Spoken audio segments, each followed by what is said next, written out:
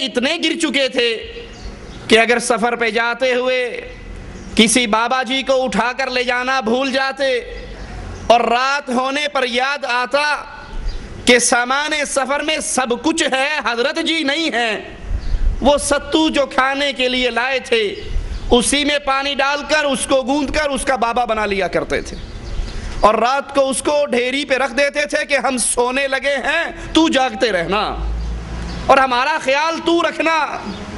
رات اچھی طرح گزر جاتی، اس کو بھی تھیلے میں ڈالتے اور لے چلتے کہ آج رات اس نے اچھا کام دیا ہے، کل کہیں پھر ضرورت پڑ سکتی ہے۔ اور جب دوپہر کو بھوک لگتی، کھانے کے سامان کا تو حضرت بن چکا تھا، پیٹ جب اس کے اندر دوڑ لگتی اسی کو پانی میں ڈالتے اور گھول کر پی جایا کرتے تھے۔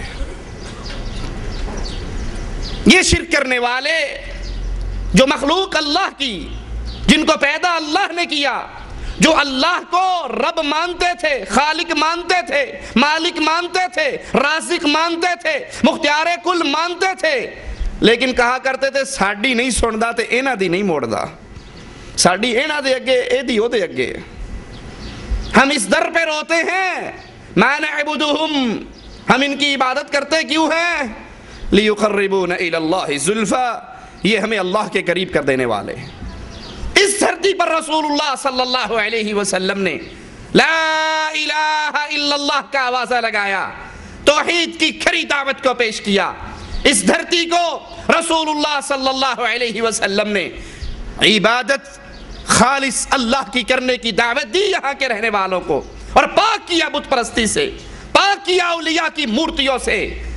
جب مکہ فتح کیا میرے رسول علیہ السلام نے بتوں کو توڑ رہے تھے، ان کو گرا رہے تھے، اور حضرت علی کو حکم دے رہے تھے علی جاؤ ہر پکی قبر کو توڑ ڈالو، ہر اونچی قبر کو زمین سے ملا دو، ہر مورتی کو صاف کر دو، تصویر کو مٹا ڈالو۔ لیکن افسوس آج کلمہ پڑھنے والے میرے رسول علیہ السلام کی امت پھر اسی قبر پرستی کے، اسی مورتی پرستی اور بت پرستی کے بیماری کے اندر شریک ہو چکی ہے۔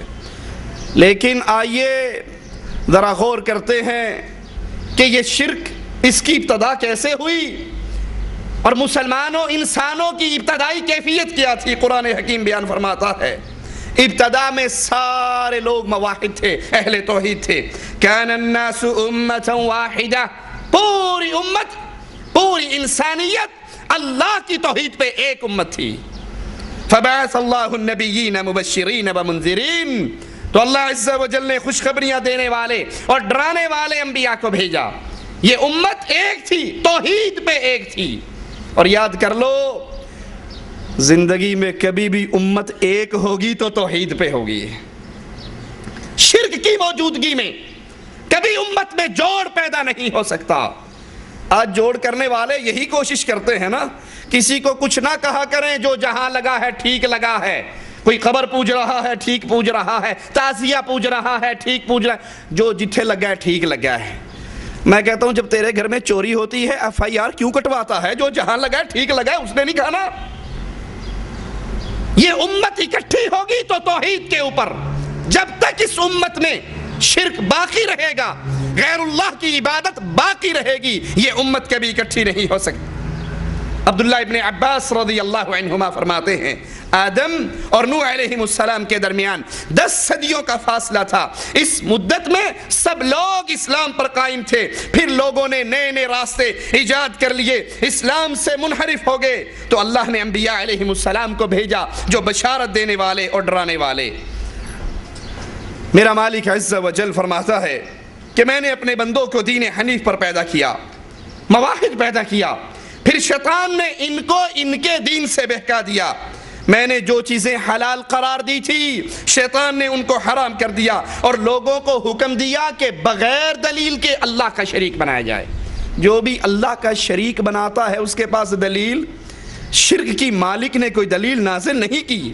یہ شرک کرنے والے بغیر دلیل کے، بغیر برہان کے اللہ کے ساتھ اس کی ذات و صفات و عبادت میں غیروں کو شریک کرتے ہیں۔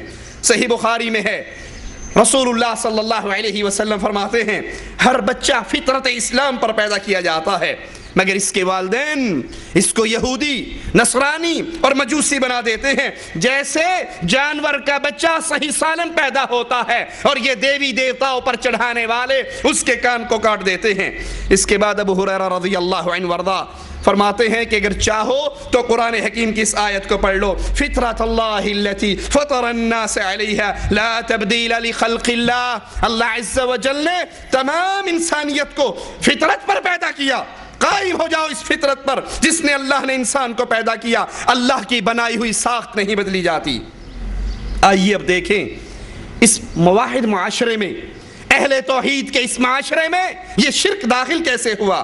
قرآن و حدیث کے مطالعے سے معلوم ہوتا ہے کہ سابقہ امتوں میں شرک کی ابتدا یوں ہوئی، جب ان کے بزرگوں کی وفات ہوئی، ان کے اولیاء کی وفات ہوئی، نیک لوگوں کی وفات ہوئی، عابد کی وفات ہوئی، تو شیطان نے ان کو یہ پٹی پڑھائی کہ بابا جی بڑے روزے رکھتے تھے، یہ بڑی عبادتیں کرتے تھے، تم ایک پتھر کی مورتی بناؤ اور اس مورتی کو اس بزرگوں کے نام سے منسوب کر دو، اور جہاں یہ بیٹھ کے عبادت کرتے تھے وہاں اس کو نسب کر دو، تم اس کو دیکھتے رہو گے اور تمہیں عبادت کا شوق تمہارے دلوں میں زندہ رہے گا۔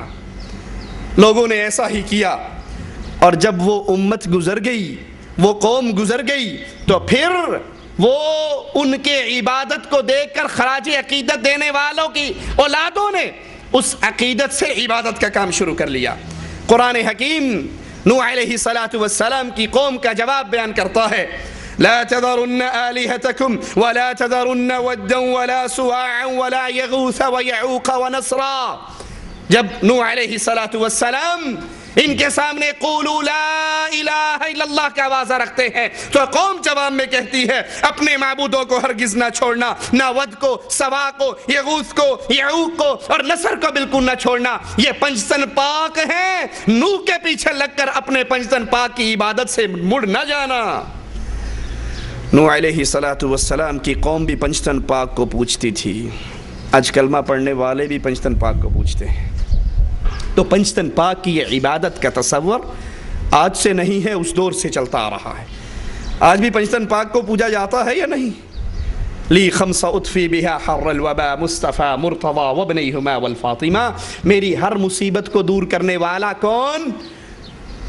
مصطفیٰ رسول اللہ صلی اللہ علیہ وسلم، مرتضی علی، وابنیہما حسن حسین والفاطمہ، یہ پنجتن پاک مل کر ساری مصیبتوں کو دور کر دیتے ہیں۔ تو یہی قوم نوح نے کہا تھا کہ نوح علیہ السلام کے پیچھے لگ کر پنجتن پاک کو نہ چھوڑ دینا۔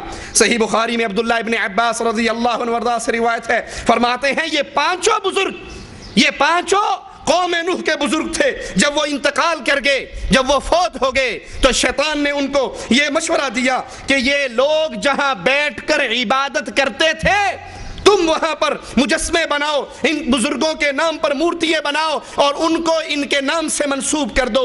جب یہ طبقہ گزر گیا، علم اٹھ گیا، تو ان مجسموں کی، ان بتوں کی عبادت ہونے لگ گئی۔ آج بھی قبروں کے اوپر یہی کچھ ہوتا ہے نا، یہ بابا جی کی قبر ہے اور یہاں بابا جی نے بیٹھ کے چلا کاٹا تھا، یہاں بابا جی نے بیٹھ کے غسل فرمایا تھا، یہاں بابا جی نے بیٹھ کے صابن لگایا تھا، ان چاروں جگہ کی عبادت کی جاتی ہے۔ مگر افسوس یہ تو اس دور کی امت کا حال تھا۔ آج شیطان نے امت محمدیہ کی اکثریت کو اسی راستے پہ چلاتے ہوئے بزرگوں کی قبروں کی عبادت کی طرف لے آیا، اور حالانکہ رسول اللہ صلی اللہ علیہ وسلم کا کتنا مبارک فرمان ہمارے سامنے تھا، اس امت کے سامنے تھا۔ آپ نے فرمایا کنت نہیتکم عن زیارت القبور الا فزوروها فانها تذکرکم الآخرہ، میں نے تمہیں قبروں پر جانے سے منع کیا تھا۔ کیوں؟ کیونکہ شرک کا زیادہ حصہ انہی قبروں سے منسلک ہے۔